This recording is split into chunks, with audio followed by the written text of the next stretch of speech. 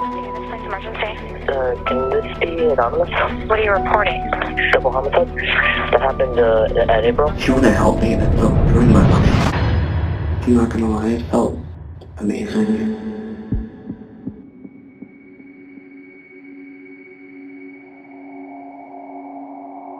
Did you ever have dark thoughts as a child? Perhaps you wanted to hurt those who were mean to you, or you fantasized about something bad happening to a horrible teacher? Either way, I'm sure those thoughts didn't last more than a second. And I'm sure you would agree it's pretty worrying if a 10-year-old fantasizes about murdering people every single day. Unfortunately, this was the case with Daniel Marsh. Pretty much everything was wrong with his brain from a very young age. Still, his family was hoping he would get better. Perhaps it was just a really dark phase. Unfortunately, it wasn't. Daniel's life got darker and darker until he couldn't take it anymore. Then he committed the worst crime. And the details are, well, they're not nice. He had a thirst for blood that would seem far-fetched even for horror movies. Now, he has a lifetime to think about his deeds from his small prison cell. But will he ever change? This is the very strange case of Daniel Marsh. Our story takes place in Davis, California, the hometown of Daniel Marsh. He was born on May 14, 1997, to parents Bill and Sherry. He grew up with them and his older sister, Sarah. All was fine, at least for a while. In 1999, when Daniel was only 2 years old, Sherry suffered a concussion. But this was no ordinary concussion. Her head injury was so bad that she developed a severe case of amnesia. She had forgotten everything about her husband and children. This had a huge impact on the family, and Sherry wasn't able to be a wife or a mother anymore. She went to live with her parents indefinitely, hoping they would help her toward recovery. Bill was thus a single parent to Daniel and Sarah for 4 years. Then it was time for Sherry to come home. The doctors had decided she was well enough and remembered enough to be a mom again. Needless to say, this had a serious impact on Daniel's mind. First, his mom abandoned him. Then she came back as if nothing had happened. Of course, this situation was more complicated than this, but try and explain that to a 2-year-old. Plus, Daniel's parents made it complicated. As soon as she was back home, Sherry denied ever having amnesia. Bill said, of course she did. Why else would she have been gone from home for 4 years? What followed was years of he said, she said fights and insults. And everything happened in front of Sarah and Daniel. Perhaps it doesn't need stating, but this isn't really parenting 101. This wasn't the end of Daniel's troubled childhood. When he was 10 years old, Sherry started having an affair with a woman, but this was no ordinary woman. It was Daniel's teacher. Soon enough, his parents got a divorce. Bill left the house and Daniel's teacher moved in. Now she acted as a perfect step-parent to him, and he hated this. He would avoid Sherry and her girlfriend as much as he could. When he didn't, he would insult her, curse the couple, and make the same homophobic remarks his dad would before he left. He hated his mother for destroying his family, and he didn't know how to verbalize this. He was a young boy with serious anger issues. Around the same time, Daniel started having murder fantasies, very bloody ones too. That's right, he was 10 years old and telling other people how he wanted to slit his teacher's throat and then strangle her to death. When I was 10, I thought about and plotted about killing the woman that my mother left my father. What was your plan? It was slit her throat. When was the first time you started thinking about killing these people down the street? I didn't. Did you start thinking about it? That night, I couldn't take it anymore. I had to do it. I lost control. And believe me, it gets even darker. It wasn't long before Sherry sent Daniel to see a psychotherapist. His behavior was very clearly unusual for a 10-year-old. Now, Daniel was telling his therapist all the gruesome details about what he wanted to do to his mother's girlfriend. And when the therapist was putting an accent on the word fantasy, Daniel would assure them he was being dead serious. he would commit murder. In 2009, 12-year-old Daniel was enjoying a quiet weekend at his dad's place when Bill fell to the floor. He was having a heart attack. Bill realized what was happening, so he grabbed Daniel and started driving as fast as he could to the nearest hospital. But on the way there, Bill's heart stopped working altogether, and his foot was on the accelerator. Daniel thought fast and pulled the steering wheel to the right, making the car go over the sidewalk, through a hedge, and crash into a brick wall. They were fine, but Bill was still out. So Daniel performed CPR on his father. He was 12 and he had no training. He'd just seen an ad on TV. Incredibly, he saved his dad's life.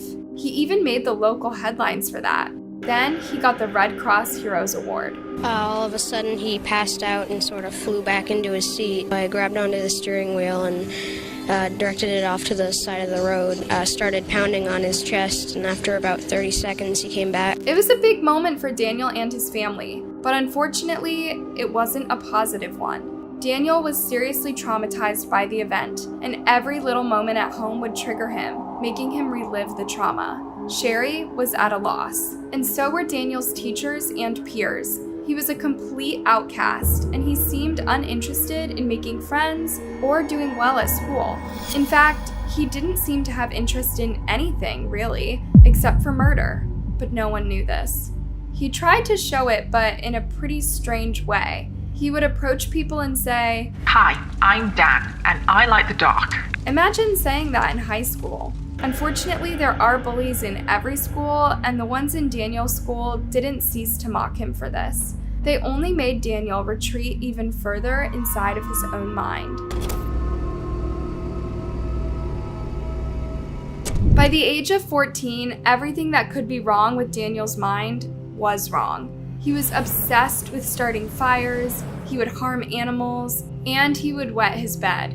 This is the famous McDonald's triad, the 3 signs that predict a child's likelihood to become a serial killer. Around this age, Daniel also started skipping school heavily, abusing alcohol and illegal substances, and shoplifting. And when I say abusing alcohol, I mean it. He'd become an drunk, destroying his mother's furniture, punching through doors and walls, and shouting at everyone around him. Whenever he was angry at his mom, Daniel would go stay at his dad's. But one day, Bill kicked him out and told him to never come back. As you can imagine, his drunken, violent behavior didn't stop at Sherry's place. But Daniel's problem wasn't that he had a serious addiction or that he was violent. To him, his worst problem was that he couldn't feel anything. That's right, he said he felt numb all the time and extremely low emotionally. Desperate to feel something, he started self-harming and starving himself. When Sherry saw how bad he looked, she checked him into an eating disorder clinic for 25 days. When he got out, he was prescribed antidepressants.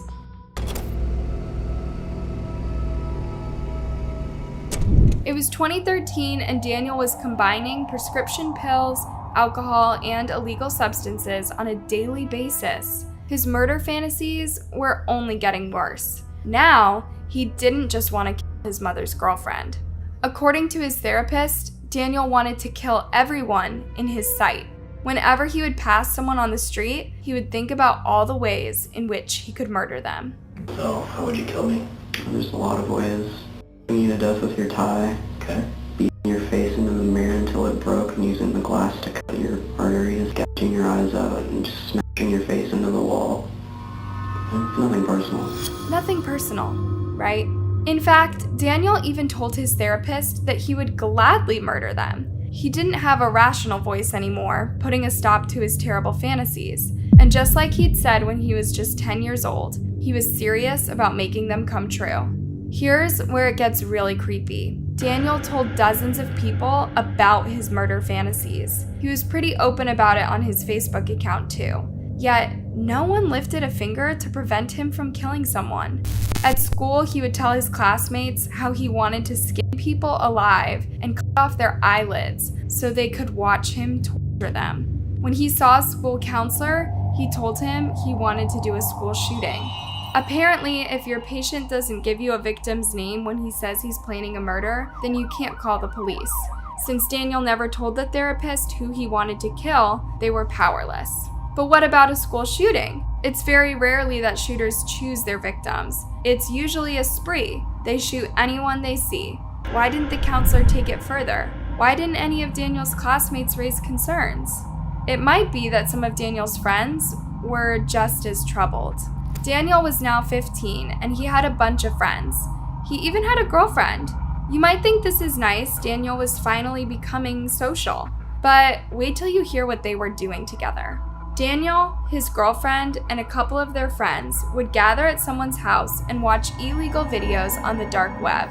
These involved men brutally taking the lives of women and torturing them in every way imaginable. Soon enough, Daniel's models were Jeffrey Dahmer, Ted Bundy, and Richard Ramirez, some of the worst serial killers in history. For Daniel, they became saviors and true role models. He was a yet undiagnosed psychopath with terrifying fantasies, yet no one had taken him seriously enough. But in 2013, his school had had enough. He was caught with knives in his pockets, and he'd taken the life of a poor cat. He was thus committed to a psychiatric facility. As per usual, psychiatric facilities hold their patients until they decide they are good enough to be freed. It might have been Daniel's young age or some other factor, but after just 2 weeks, he was freed. However, he was as unwell as ever. He had promised several patients that he would finally commit a and unfortunately, he wasn't kidding. Just around this time, Sherry and Bill started a lengthy and tiresome court battle over the custody of their children. A lot of insults were being thrown left and right. Bill was adamant that Sherry was unable to be a good mother, but Sherry said Bill was abusive and a controlling father. Finally, Daniel was called to court and asked who he wanted to live with. He was still a minor at 15, but he was old enough to make this decision, the judge figured. But this was a very tough decision for Daniel. In the end, he said he just wants the shared custody to continue. But the judge let Sherry win the custody battle and told Sherry she was in charge of Daniel's prescription treatment. 11 days later, Daniel would murder an innocent couple. Also living in Davis, California was an elderly couple who loved each other very much. This was 87-year-old Oliver Chip Northup and 76-year-old Claudia Maupin. They had married in their 50s and 60s and had made a very good life for themselves. Chip was working as an attorney with a great passion for law and justice. Claudia was the life of the party everywhere she went. Both of them had children from previous marriages, and the whole family got on well. They were a happy bunch, and it seemed like they had made a lot of good decisions in their lives. But on April 13th, 2013, things would take a horrible turn for the couple. In the very late hours of the evening while they were asleep, someone cut their window screen and entered their home. It was Daniel, wearing a ski mask, gloves, and taped shoes, so he wouldn't leave any sort of prints. Why did he choose this couple's house? Oh, just because there was an open window. He'd checked around 50 houses beforehand, and this was the first one he'd be able to crawl in without making any noise. He didn't care who he killed. He just decided that he, quote, had enough. That night, I couldn't take it anymore.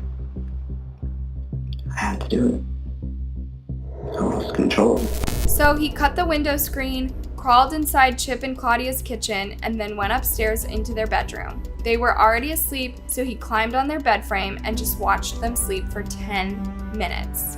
Finally, Claudia woke up and saw the very disturbing sight. She screamed, so Daniel began stabbing her. They screamed, cried, and pleaded, but this only motivated Daniel to take their lives. He stabbed Claudia 67 times and Chip 65 in what could only be described as a frenzied attack.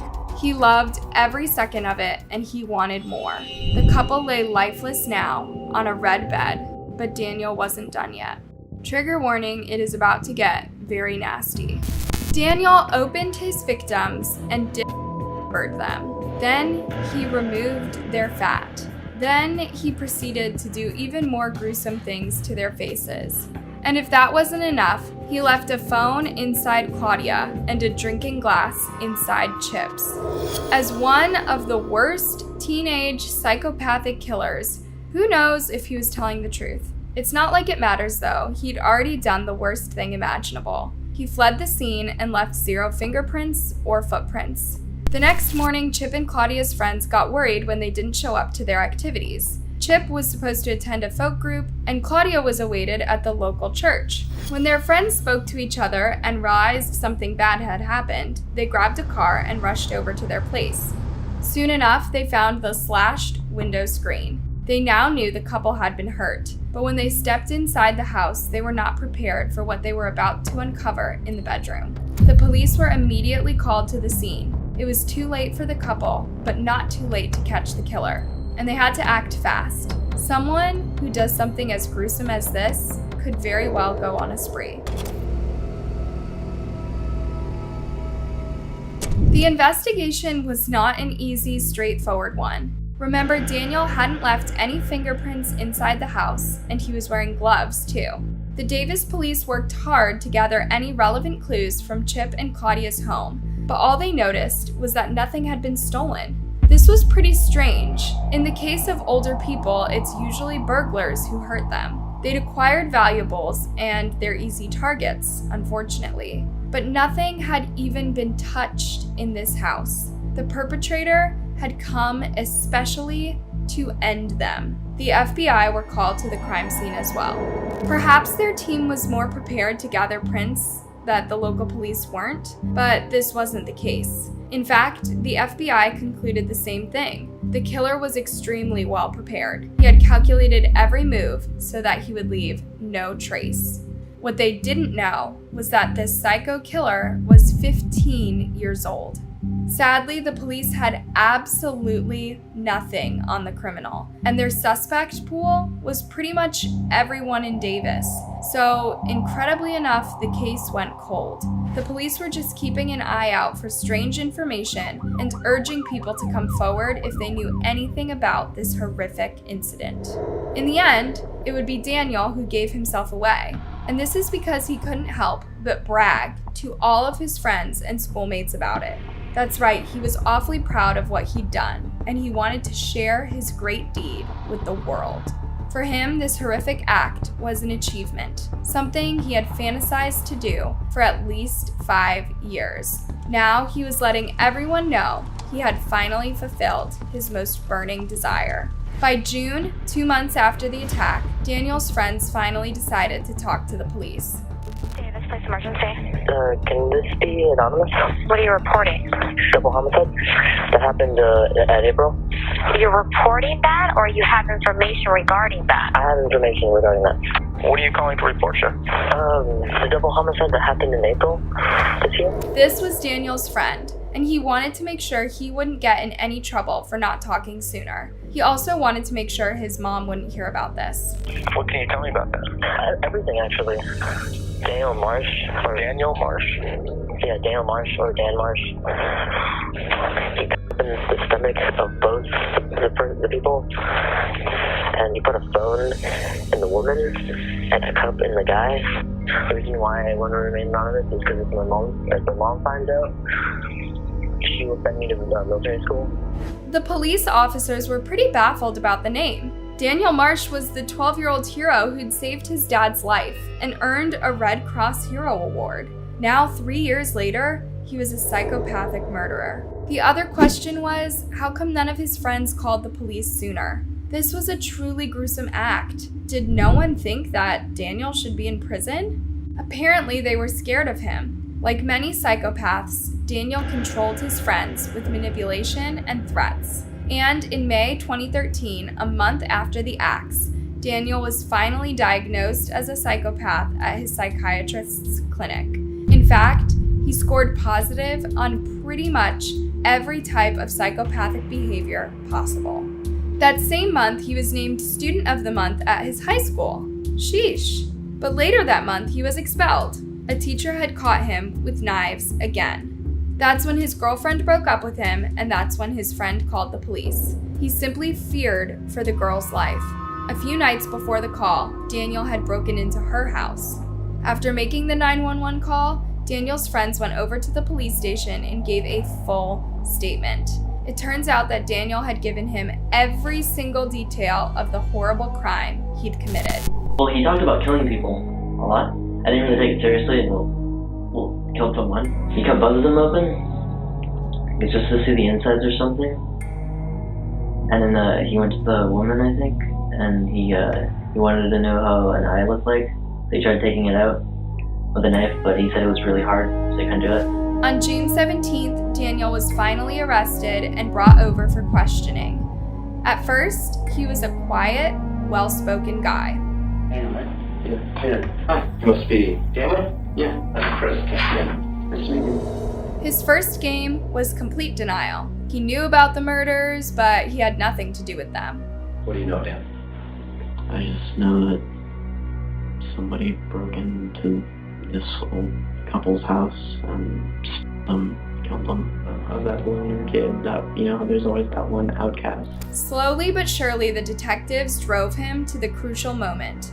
They told Daniel they knew he was responsible for the homicides and that they just needed him to confess. That's when he got aggressive. But why are you ruining my life? Why should I? I'm not ruining your life. I'm trying to solve a homicide, a double homicide. If you do it, I understand, and I am there for you to try to make other people understand, because I see it. I need help. Okay. That's the first step.